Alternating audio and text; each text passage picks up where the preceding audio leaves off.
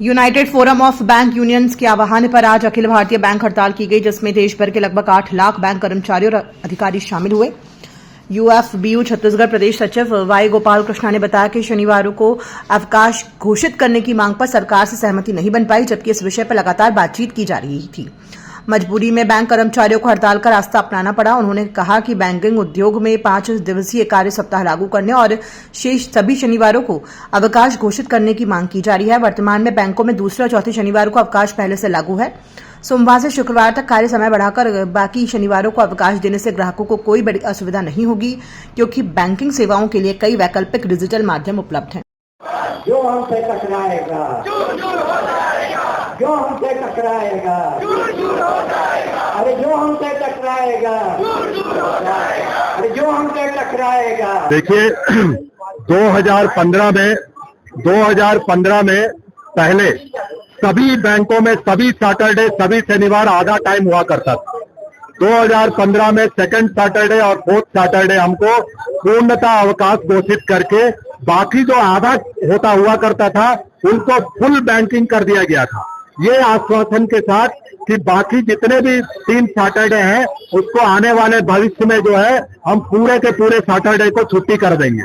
लेकिन साथियों 2022 में United forum of bank unions के तहत हमने ये अपना डिमांड दिया कि आम आदमी को परेशान नहीं होना चाहिए, आम आदमी को दिक्कत नहीं होना चाहिए। ये जो अतिरिक्त सैटरडे की वजह से हमने अपने वर्किंग आवर्स में 40 मिनट बढ़ोतरी करवाए हैं। हम बोल रहे हैं 40 मिनट हमारे कार्य के जो वर्किंग आवर्स को उसको बढ़ोतरी कर दो, 40 मिनट एक दिन का बढ़ोतरी करके हमको बाकी सैटरडे छुट्टी दीजिए।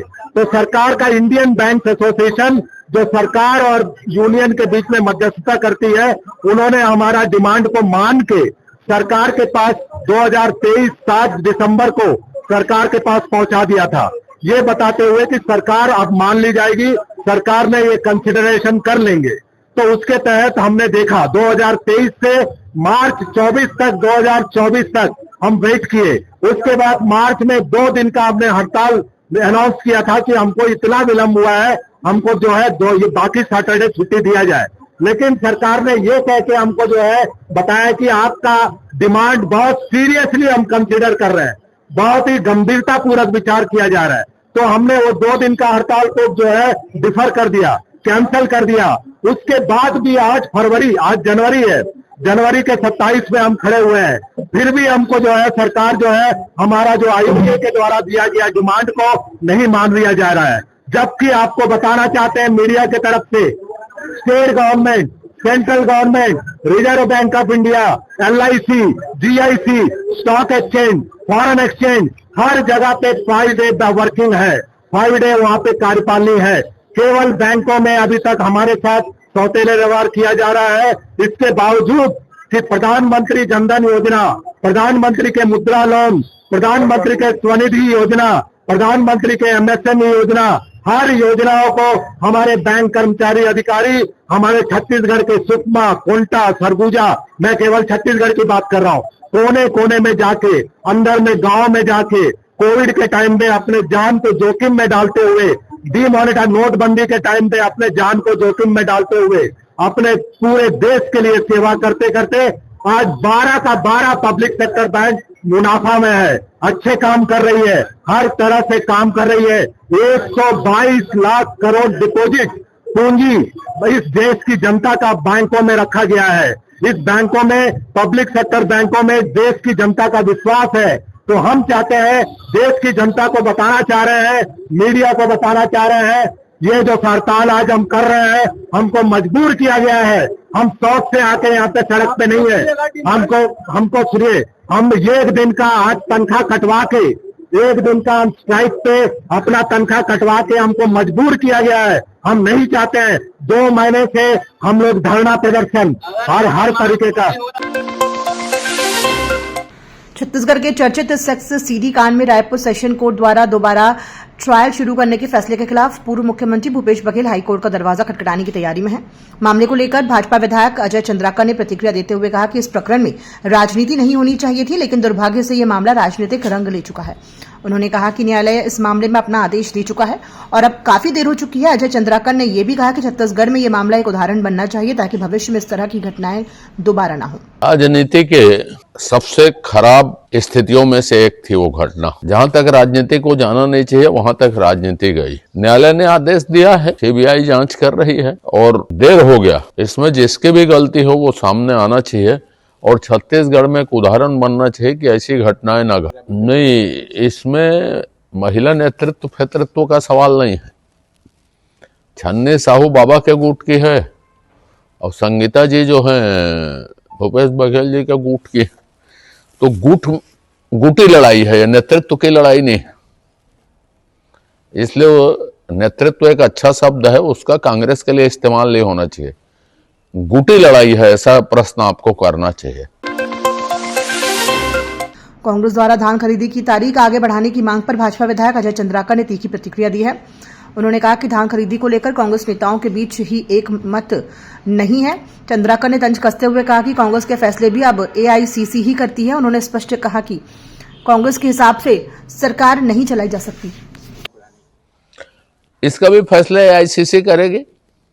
तीनों में एक मत नहीं धान खरीदी के लेके, और सरकार इन तीनों के हिसाब से थोड़ी चलेगी भाई। एआईसीसी चले इनके हिसाब से। सरकार ने कार्यक्रम घोषित कर दिया धान खरीदी का, उसके हिसाब से अब 4 दिन और बाकी हैं, बस 4 दिन और खरीदेंगे। आज 5 दिन हो जाए, 7 दिन हो जाए, सरकार ने जांच घोषित की है तो जांच चलेगी, जांच आएगी। लेकिन ऐसे मामलों को गंभीरता से लेना चाहिए। भाजपा कार्यकर्ता अमित सिंह द्वारा पूर्व मुख्यमंत्री भूपेश बघेल के खिलाफ सोशल मीडिया पर अभद्र भाषा, गाली गलौज और आपत्तिजनक टिप्पणियां किए जाने के विरोध में एनएसयूआई रायपुर जिला इकाई ने कड़ा रुख अपनाया है। मामले को लेकर एनएसयूआई नेता सिविल लाइन थाना पहुंचे, जहां संबंधित व्यक्ति के विरुद्ध एफआईआर दर्ज कराने की मांग को लेकर पुलिस को ज्ञापन सौंपा गया। एनएसयूआई प्रतिनिधियों ने सोशल मीडिया के माध्यम से सार्वजनिक जीवन में सक्रिय नेताओं के खिलाफ अमर्यादित भाषा का प्रयोग करने वाले असामाजिक तत्वों पर सख्त कानूनी कार्रवाई की मांग की। एनएसयूआई नेताओं ने कहा कि लोकतंत्र में असहमति का अधिकार सबको है, लेकिन गाली गलौज और आपत्तिजनक टिप्पणियां किसी भी स्थिति में अस्वीकार्य नहीं है। उन्होंने स्पष्ट किया कि ऐसे मामलों में दोषियों के खिलाफ कानून के तहत कठोर कार्रवाई सुनिश्चित की जानी चाहिए।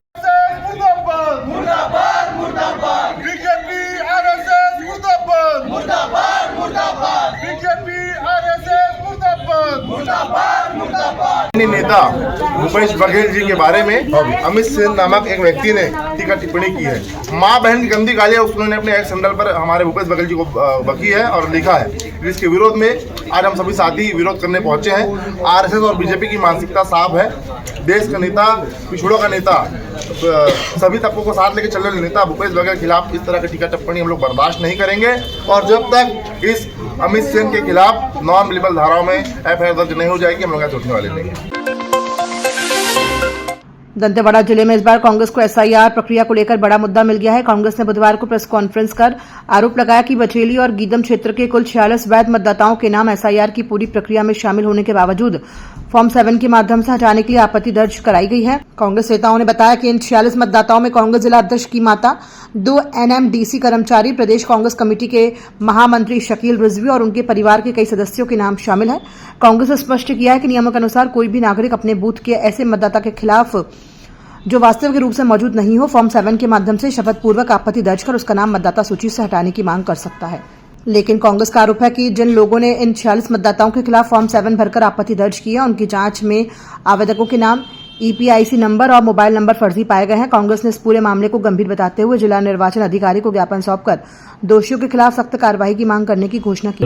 जैसे बचेली में 19 है और गीदम में 27 लोगों का फॉर्म 7 में आवेदन करके ये बताया गया कि यहाँ पर नहीं रहते, स्थायी रूप से स्थानांतरित हो चुके हैं, चले गए। क्योंकि एसआईआर की प्रक्रिया में जो 46 लोगों ने भाग लिया, पूरी प्रक्रिया को उन्होंने पूरा किया, बीएलओ आए, उनका फॉर्म जमा किए, उनका नाम में कोई आपत्ति नहीं था, ना कोई नोटिस वगैरह नहीं मिला। क्या लगता है आपको इसके पीछे मतलब किसकी रणनीति है? क्या मतलब कौन ऐसा करवा? देखिए, सीधा सीधा चुनाव आयोग जो है वो भारतीय जनता पार्टी के कहने पर ही चल रहा है। सब लोग जानते हैं।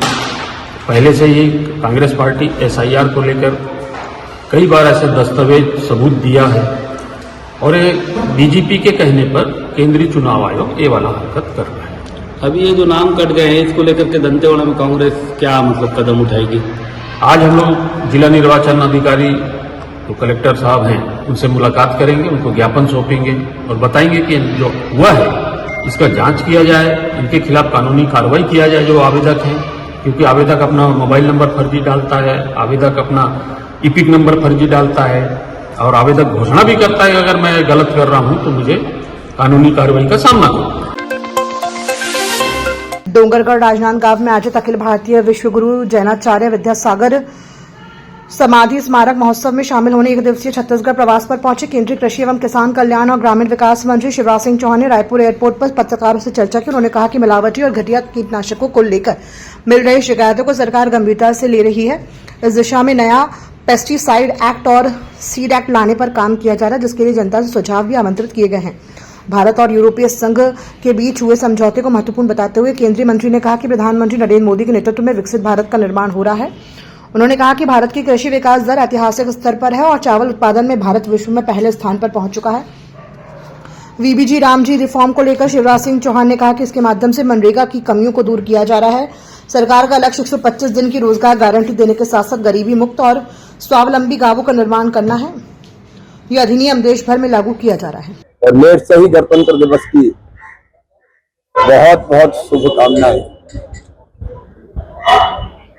आज एक बहुत महत्वपूर्ण समझौता भारत और यूरोपियन यूनियन के बीच हुआ है। प्रधानमंत्री श्रीमान नरेंद्र मोदी जी के नेतृत्व में एक वैभवशाली, गौरवशाली, संपन्न, समृद्ध, शक्तिशाली, आत्मनिर्भर और विकसित भारत का निर्माण आजादी के अमृत काल में हो रहा है। और वसुधैव कुटुंबकम के भाव को, मंत्र को ध्यान में रखते हुए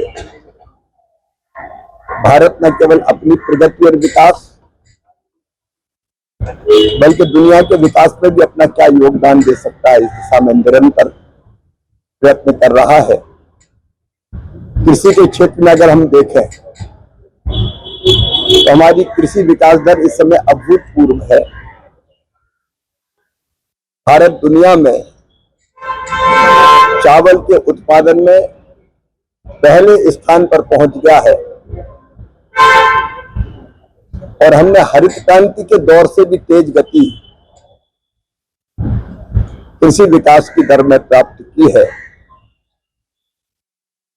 पिछले साल जब हमने विकसित कृषि संकल्प अभियान चलाया था तो 3-4 चीजें हमारे ध्यान में आई थी जिस पर कृषि मंत्रालय तेजी से काम कर रहा है।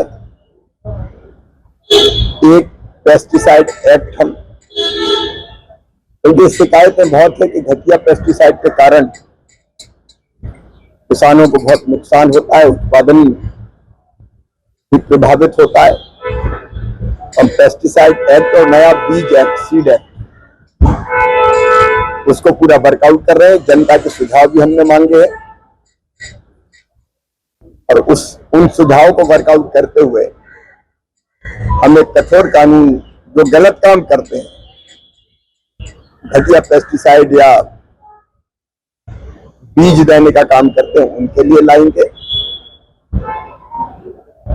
एक बड़ा फैसला, क्योंकि रिफॉर्म का युग है प्रधानमंत्री जी के नेतृत्व में, मनरेगा की जो कमियां थी उनको दूर करते हुए और ज्यादा मजदूर और गरीबों के लिए उपयोगी 100 दिन के बजाय 125 दिन के रोजगार की गारंटी देने वाला और साथ में संपूर्ण गांव का संपूर्ण विकास करने वाला एक विकसित गांव, विकसित भारत के लिए रोजगार युक्त गांव, गरीबी मुक्त गांव, एक स्वावलंबी गांव बनाने का भी संकल्प हमारा पूरा होगा। विकसित भारत जी राम जी अधिनियम अब देश में लागू हो रहा है और ये सबके लिए उपयोगी है। मजदूर के लिए बहुत हितकारी है, रोजगार के दिन बढ़े, गांव के विकास के लिए उपयोगी है, किसान के लिए भी उपयोगी है और इससे गांव हमारे संपूर्ण विकसित ग्राम बन सकेंगे।